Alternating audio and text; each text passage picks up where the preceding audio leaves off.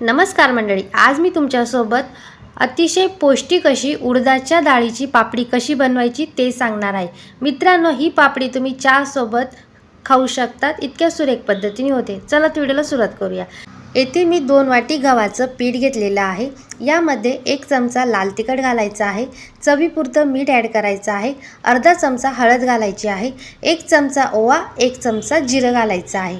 आता यामध्ये मी अद्रक, हिरवी मिरची आणि लसूणची छान अशी पेस्ट केलेली आहे। तुम्ही इथे स्किपही करू शकता, ती सुद्धा यामध्ये ॲड करायची आहे।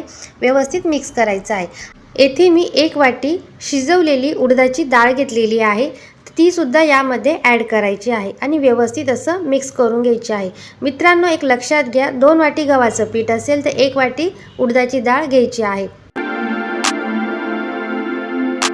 आता यामध्ये गरजेनुसार पाणी घालायचं आहे आणि व्यवस्थित असा कडक डो मळून घ्यायचा आहे। उडदाच्या डाळीमध्ये सुरुवातीला पाणी असतं, त्यामुळे व्यवस्थित असं मिक्स करा आणि गरजेनुसार पाणी ॲड करून छान असा डो मळून घ्या।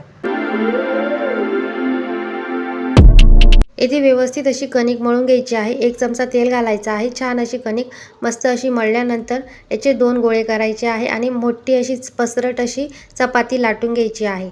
तर व्यवस्थित असं दोन्ही साईडनी पीठ लावून घ्यायचं आहे आणि व्यवस्थित अशी चपाती लाटून घ्यायची आहे। येथे पसरट अशी आपण चपाती लाटून घेतलेली आहे। आता याच्यानं आपल्याला पुऱ्या पाडून घ्यायच्या आहे। तर मी येथे एक ग्लासचा वापर केलेला आहे, तुम्ही कटरचा वगैरे सुद्धा वापर करू शकता आणि व्यवस्थित अशा पुऱ्या पाडून घ्यायच्या। आता एक्स्ट्राचा पार्ट आहे तो बाजूला करूया आणि एका सुरीच्या साहाय्याने व्यवस्थित असे याला छिद्रे पाडून घ्यायचे आहे। याला छिद्रे पाडणे फार महत्त्वाचे आहे।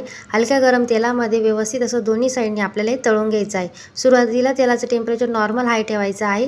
दोन्ही साईडनी छान अशा या तळून वरती येतात, मग लगेच दुसऱ्या साईडने पलटी करायची आहे। व्यवस्थित असं दोन्ही साईडने अलटी पलटी करून घ्यायची आहे। हलक्या गरम तेलामध्ये छान अशा तळायच्या आहे। मित्रांनो, एक महत्त्वपूर्ण टिप तुमच्यासाठी, येथे ना या पुऱ्यांना आपल्याला छिद्रे पाडणे फार महत्त्वाचे आहे, जेणेकरून या पुऱ्यांना छान अशा कडकही होतात आणि तुम्हाला वाटलं जर तुम्हाला नरम पुऱ्या हव्या असेल तर तुम्ही छिद्रे न पाडता सुद्धा या छान अशा सर्व करू शकता चहासोबत। इतक्या सुरेख पद्धतीने या पुऱ्या होतात। आता ह्याच पद्धतीने मी सेकंड बॅच सुद्धा रेडी करून घेणार आहे।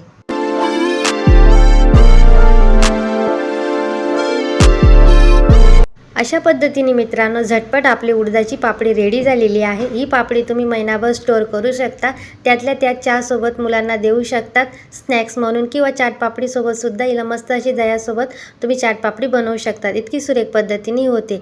तर व्हिडिओ कसा वाटला मला नक्की कमेंटमध्ये सांगा। व्हिडिओ थोडा जरी आवडला असेल तर लाईक करा, शेअर करा, कमेंट करा। चॅनलवरती नवीन असाल तर सबस्क्राईब करायला विसरू नका। भेटूया एका नवीन व्हिडिओमध्ये, तोपर्यंत मस्त राहा, स्वस्त राहा आणि खात राहा। धन्यवाद। रामकृष्ण।